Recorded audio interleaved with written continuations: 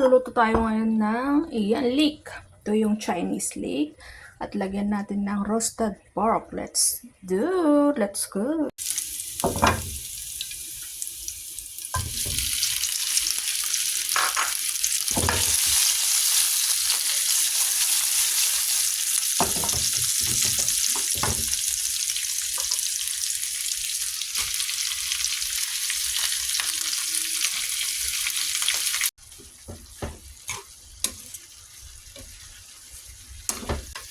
Ayan, simmer lang natin siya. Within 1 minute, ayan siya.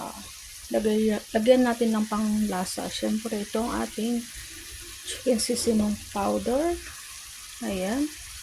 Yan lang yung nilalagay ko. And then, itong black pepper. Para may lasa yung ating niluluto. Pala ako ng konting water para sa ganun panluto natin sa ating gulay. Yan. Kasi ayaw ko ng dry. Ayan siya. Isimmer natin ulit ng kahit 3 minutes. Pwede na yan.